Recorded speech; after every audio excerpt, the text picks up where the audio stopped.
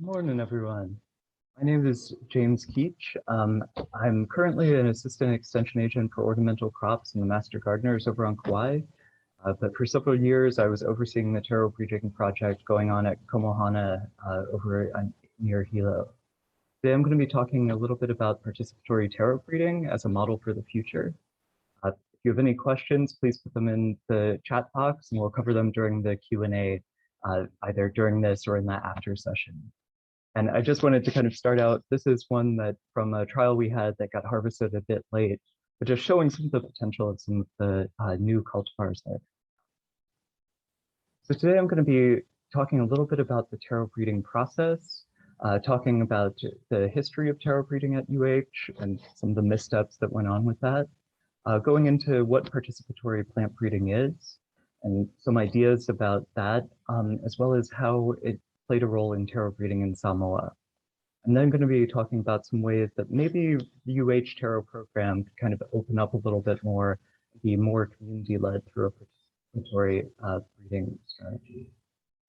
Oh, and before I move on, this is a breeding line that came out of one of our populations. So in its native habitat, taro is actually pollinated by fruit flies, not the same fruit flies we have here, but you can see that the invasive fruit flies we have are still attracted to the flowers because of that really attractive fragrance from them. We didn't end up keeping this line because the quality wasn't good enough. I just thought it was interesting, that even though they're not actively doing the pollination here, they're still kind of engaged in the process. So how do we breed taro? We're essentially, like I said, doing it the same way fruit flies would in the native range of taro. Take the mature female flower, shown here up on the upper right. It's when the top part of it, the space, turns yellow. And we cut the top of that off so that any of the pollen that might be coming down later doesn't accidentally get mixed in. You then go and take one that's at the male stage, and in this case, it's open. Typically, this is about 1 day after the female stage. We tap the pollen out and then collect it. And then we open up the parent that we want to use as a female and put the pollen in and use that to kind of pollinate it. After about a month, we get a fruit that looks roughly like this. And if you squish that fruit up a little bit gently, you'll get a bunch of seeds. You can see the seeds are really small. They're like sesame seeds.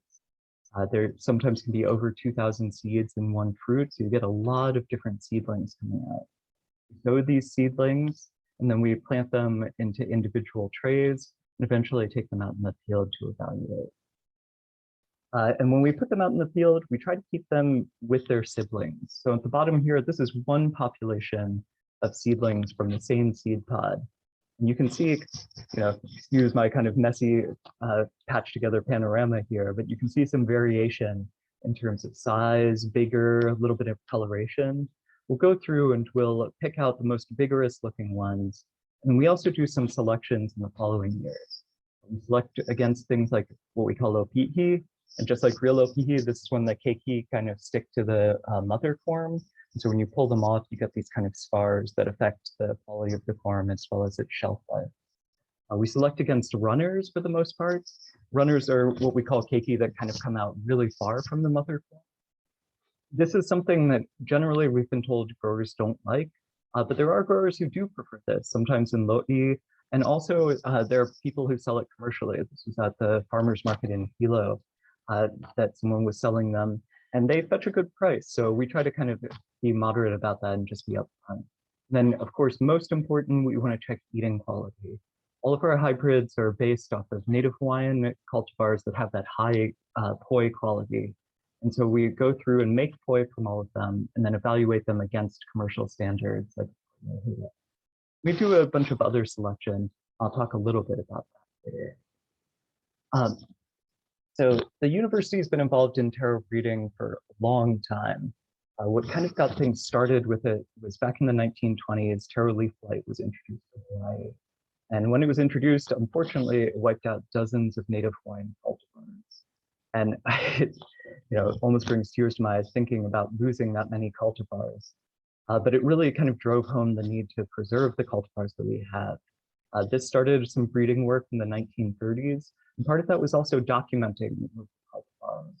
both through the Hawaiian oral traditions, but then also in ways that folks who might not have those oral traditions could describe them and kind of identify them. Breeding's kind of gone on intermittently through the decades, but it really sort of took off in the 90s. And that was when Eduardo Trujillo made three hybrids, Palehua, Pa'akala, and Pauakea. These were a cross between a native Hawaiian variety and one from Palau. Really high yields. You can see some forms of Pa'akala here, photo courtesy of Glenn Tevis over on Molokai, where each form was around 20 pounds. Unfortunately, Dr. Trujillo and the university decided to patent these varieties, and understandably, as these were derived from native Hawaiian cultivars, and generations of work as well as strong cultural significance, there was a lot of outcry from the native Hawaiian community. In time, they agreed to drop the patents, but it really kind of was a misstep, in my opinion, the way it was handled. Around the same time, John Cho over on Maui started doing some breeding work. He developed the 99 lines. 99.6 and 99.7 are probably the most common ones. These are well known because they're itchy, which we normally think of as a bad thing with taro, but they actually, because of that itchiness, tend to prevent predation by birds and wild boar and other things. So because of that, they can kind of survive a little bit longer in the field. You just have to cook them. John Cho also started an ornamental breeding program. Because of kind of the bad steps in the past, the university asked him to not use native Hawaiian cultivars in this breeding program, even though this was for his personal business. And there's a lot of cultivars released by him in one here. There are other modern cultivars that have been bred, not through the university. Maui Lehua, one of the commercial standards, was developed in the 1970s. And that was developed as a cross between Moi and Lehua Maui. And then Pili Aloha was actually developed in Waipio Valley. It's a cross between Kaikea and Moi by Mr. S. Kohon. If you want to know a little bit more about the history of breeding, obviously biased because it's coming from the university, there's a publication called UH-CTAHR and Taro. And if you go to this link, you can get a free copy of the PDF. Just watch the capitalization at the end of the link. The current taro breeding program has been kind of overseen by Dr. Susan Miyasaka, but for the most part was led by Popo Bernabe. Popo was a chicken breeder by training, more of kind of an animal scientist, but he kind of used that skill set and that experience to apply it towards taro. He really wanted to kind of preserve some of these native Hawaiian cultivars, and if they couldn't be preserved in their pure state, then at least preserving them in a way that some of their progeny will live on, like resistant taro. We've trialed these across the state. I'm not going to go into too much detail. We've seen really good yield increases. This is from the trial over on Maui up in Kula. You can see a harvest of Maui Lehua here on the left, and then on the right, one of our breeding lines, 1025, 175. Most of our trials have been dry land, but we do have some trials going in Waipio Valley. This in the lower left here is one we put in there. And that one with the kind of red petiole is a breeding line that we think is really promising. It does well in mo'i situations.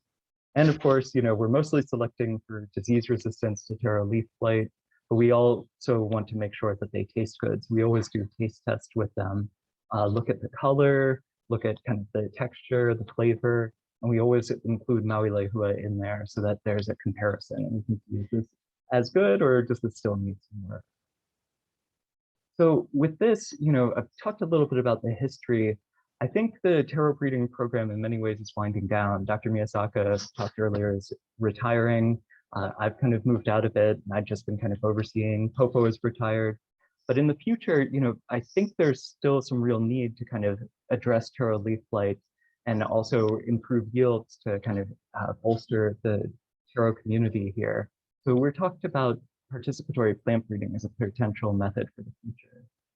When we're talking about participatory plant breeding, there's basically two different forms. There's participatory varietal selections, where different varieties are kind of distributed to local farmers. These are normally established varieties, but that might be popular somewhere else, like Philippines, Palau, etc. And then the growers try them out. Sometimes the organizer also recompenses them for trying these out in case the yield isn't as good. They give feedback on which ones they like process. This leads to kind of traditional, what we call participatory plant breeding, where you're using cultivars that have been selected sometimes through this participatory varietal selection, and then using these to breed new cultivars, but getting them out to the farmers immediately so that they're involved from the beginning and can kind of talk about things that they like or don't like about some of the new lines that are coming out. One of the things that has been kind of an unintended consequence of this that we've seen in other areas is that it tends to increase diversity within the crop. You get a lot more selection by farmers in sort of microclimates. And this allows for like a wider range rather than universities, say, releasing 2 or 3 that are kind of broadly adapted that might not have that microclimate. And it tries to kind of focus more on the community and consumers. This is an example. There's been lots of documentation of different programs. This is Jim Myers from Oregon State University doing some participatory broccoli breeding with a farmer named Jonathan Spiro. The Organic Seed Alliance put out a toolkit on participatory plant breeding, and you can get a free copy of it at the link down there.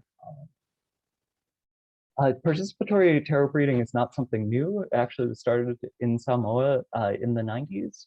And this is because taro leaf blight, just like when it was introduced to Hawaii, was really sort of disastrous when it was introduced to Samoa. Before taro leaf blight was introduced, Samoa was exporting about $10 million worth of taro each year, and the value of the domestic market was about the same. After taro leaf blight was introduced, you can see the exports drop really heavily. This was because most of Samoa was growing one cultivar, Niue, that was really susceptible, and the export value dropped to around $60,000. Because of this, the University of the South Pacific started a participatory taro breeding program. There's sort of a really good review of it available here. There's a link at the bottom if you want to check out the whole thing. They started what's called the Taro Improvement Project. And this started out as participatory varietal selection, bringing in cultivars from the Philippines, from Palau. I believe there were some from Nepal, Thailand, and getting feedback from farmers using forms like this one in the lower left. They had different lines, and then they wanted to know how they did compared to a standard. And the different growers and farmers would submit these forms about every month with their feedback. That helped the people at the university then start a breeding program. This actually led to a university breeding club, so that the breeding wasn't just being done by the university, it was being done by the farmers, as well as other members of the community. It got popular enough that folks from other countries started coming to be involved with the program. They set up kind of guidelines on how they do things, and there's a really great source of information here that, again, you can get from the link in the lower right. So I've kind of looked at this and I've thought about it, and one of the things when I started in my position at Komohana, we kept hearing about was getting the community involved more, not doing this in an ivory tower. So these are some lines that are some ideas that I think might be useful if we want to kind of move taro breeding into more of a community-controlled, community-led process. I think one of the first things we have to do is educate the public about breeding. One thing I hear, and this is not just in Hawaii, but it's everywhere, is a lot of conflating hybrids with GMOs. I mentioned we're making hybrids the same way insects do. Genetic engineering is a whole kind of other ball of wax. And then partnering with local growers and groups, reaching out to folks who already know a lot more about taro in ways that university might never know. Unakalo, there's other groups that are involved, and having discussions with them, and making sure this is not just kind of a top-down thing, but this is actually like a collaboration and active discussion. And then setting up workshops and learning and prioritization sessions. I think workshops are good for sharing skill sets that might not be in the community, like how actually to do taro breeding, or like this diagram on the right, how to kind of quantify the amount of taro leaf blight you're getting, but also listening to these. This is something I think academics tend to be pretty bad at sometimes, but actually making sure that we're listening to the community and what they want out of this and hearing from farmers. When they did this in the program in Samoa, one of the topics that came up was corum shelf life. This was something that breeders and researchers hadn't thought about. So I think there's a lot of room for improvement. Oh, and this is the kind of group that I think would be really good to reach out to, where Malama Hulaia is doing a lot of fish pond restoration. They're interested in native Hawaiian cultivars, who also said, they might be willing to try out some of our hybrids. Beyond that, I think getting out diverse materials to growers would be really important. This has happened in the past, but one, I think rightful criticism is that there hasn't been good documentation to distinguish some of these cultivars from native Hawaiian ones, making sure that we're not going to introduce something that's going to replace or supplant the native Hawaiian cultivars, and that they can be tell them apart differently. I also think setting up extension support for selection breeding. I'm a plant breeder by training, so I'm happy to kind of be involved in that. No, I'm not actively involved in taro as much anymore, but also kind of just helping with some of the processes that might not be within the daily skills of a taro grower. But then, as I said before, listening. And then, as new hybrids are coming out from farmers, from growers, doing regional trials of these, kind of see which ones might be suitable for a wide range of things. Putting these into field days, I think, would be a really good idea. Field days are a great way to get kind of public input and also see, visually see how things compare in the field. And then this last one is one that I think is more kind of a community thing, but expanding processing infrastructure. So everyone has kind of access to these different things for instance, making commercial amounts of poi or, different ways of kind of cleaning huli, but it's not just kind of consolidating into the folks like a few growers. This is a photo from a public poi taste test that we did at Taste of the Hawaiian Range a few years ago, trying to get community feedback on some of the hybrids. And this is a trial that we were doing in Waipio Valley, some of this cultivars, like the photo I showed. There is a new publication coming out. I was hoping it would be available by today, but I don't think it's going to be. It probably will be available later this week. We can send a link out to it to all the folks who registered. It goes into some of the details of how to breed your own taro, how to pollinate, how to grow up seedlings, and things to select in them. One thing I want to stress, though, is that it talks a lot about the importance of differentiating these hybrids from their native Hawaiian ancestors. Again, we don't want to supplant the native Hawaiian cultivars. We want these to be there for folks who are trying to get commercial yields, but we want to make sure that these can be easily distinguished. It does talk a little bit about the history of taro breeding in Hawaii, in addition to kind of the publication I mentioned earlier, and it lists a lot of links to references and resources. I hope will be useful, so keep an eye out for it. With that, I'd like to thank you for your time and attention, and a reminder to put any questions in the chat box. One thing I've been looking for was a line that was introduced from Palau called Tira Tenkatik, P20. This is one that we had in our collection, and unfortunately we lost. If you've seen it around, these are photos of it, please let us know so we can try to get it again. It has really good resistance to taro leaf blight, and we'd like to kind of have that in reserve as something that might be useful for breeding or might be useful as a cultivar within itself. Thank you again, and next, please stay tuned for a talk on the results of the statewide taro variety trials that Rashawn Patel is going to be giving. Thank you all.